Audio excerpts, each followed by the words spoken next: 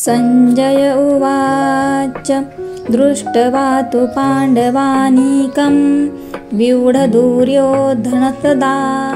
आचार्यमुपसंगम्य राजा वचनमब्रवीत।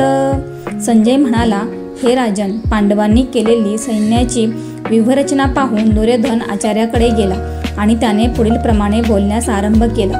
तात्पर्य: धृतराष्ट्र हा जन्मताच आंधळा होता व दुर्दैवाने तो आध्यात्मिकदृष्ट्याही अंधच होता। त्याला नक्की माहिती होते की आपली मुले ही आपल्याप्रमाणेच आध्यात्मिक ज्ञानाच्या बाबतीत अंध आहेत आणि जन्मापासूनच पुण्यवान असणाऱ्या पांडवांबरोबर आपल्या मुलांचा कधीच सलोखा होणार नाही अशी त्याची खात्री होती। तरीसुद्धा तीर्थस्थळाच्या प्रभावाबाबत त्याला शंका होती।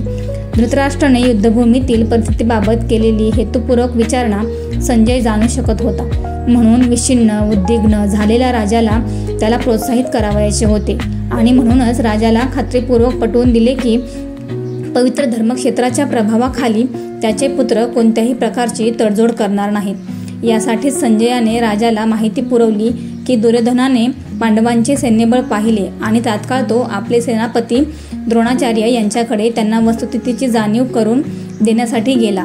या ठिकाणी जरी दुर्योधनाचा राजा म्हणून उल्लेख करण्यात आला असला तरी त्याला गंभीर परिस्थिती उद्भवल्यामुळे आपल्या सेनापतीकडे जावे लागले।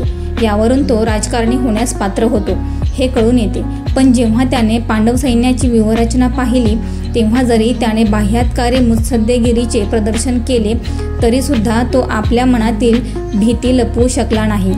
जर तुम्हीही खरंच भगवद्गीता प्रेमी असाल तर चॅनलला सबस्क्राईब करा आणि पुढील अध्याय पाहण्यासाठी लाईक करा।